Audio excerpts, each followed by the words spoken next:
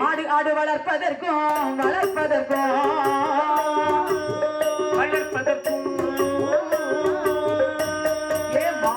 ஈசன் வரி விதித்தான் மாடு ஆடு வளர்ப்பதற்கும்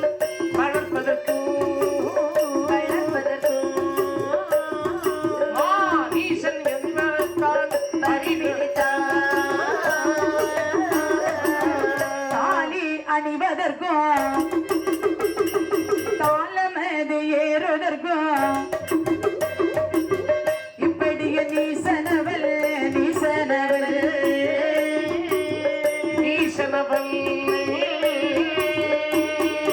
இட்டானே வரிதனையோ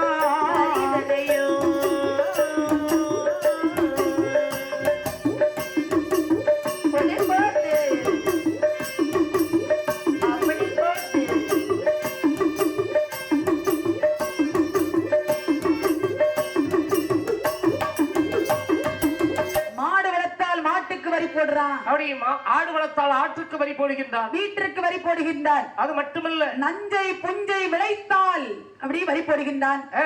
அதாவது தரிசு நிலத்திற்கு கூட வரி போடுறான் ஐயா. பெண்கள் அந்த இடுப்புல குடம் எடுத்து தண்ணீர் எடுத்துட்டு போயாச்சுன்னா அதுக்கு வரி போடுகிறான். பாத்தீங்களா? தலையில சுமந்து போகணுமா? அதாவது இந்த பெண்கள் கழுத்திலே தாலி அணிந்தாலும் வரி போடுறான். அடப்பாவி, அது மட்டுமா செய்கிறான்? மேலும் அவன் என்ன செய்கிறான் பாருங்கள். என்ன செய்கின்றான்? பூமக்கள் நீதி மூடல் போற்றதோள் சேலை தன்னை, பூமக்கள் நீதி மூடல் போற்றதோள் சேலை தன்னை போடாதோ என்றெடித்தான் சிவனேயா.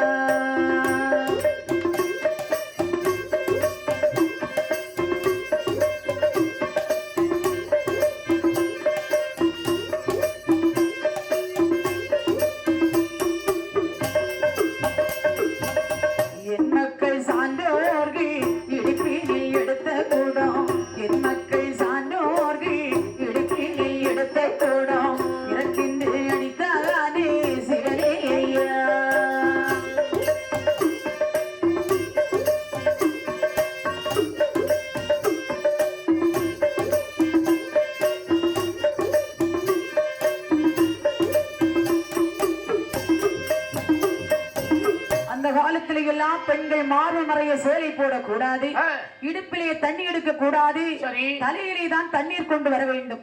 இந்த ஆண்கள் எல்லாம் முட்டுக்கு கீழே வேஷ்டி அணிய கூடாது, தலையிலே தலப்பா கட்டக்கூடாது. ஆமா, இப்படி எல்லாம் கொடுமை செய்திருக்கிறான் ஐயா. ஐயோ பாவி பாவி, அவனைத்தான் நீசன் என்று சொல்வார்கள். ஆமா சரி, அதாவது மனித இனங்களிலே ஆண் ஜாதி பெண் ஜாதி என்பதை மறந்து மேல் ஜாதி கீழ் ஜாதி என இரண்டாகவே பிரித்திருக்கின்றான்.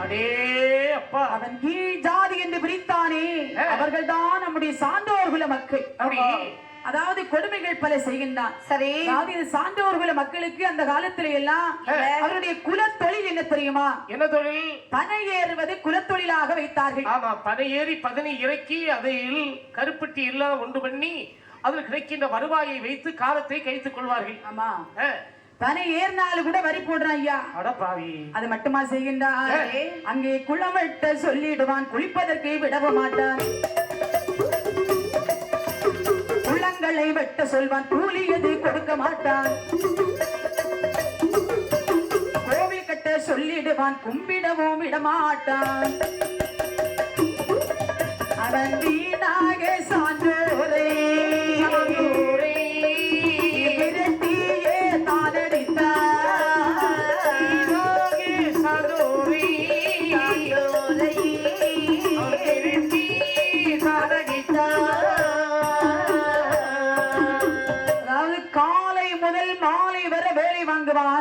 வேலை செய்தால் கூலி கொடுக்க மாட்டான், ஒழுங்காக கொடுக்க மாட்டான். குளத்தை வெட்ட சொல்வான், குளத்திலே குளிக்க விட மாட்டான். ஆமா, கோவில் கட்ட சொல்லுவான், கோயில் உள்ளே நின்று சாமி கும்பிட விட மாட்டான், போக விட மாட்டான்.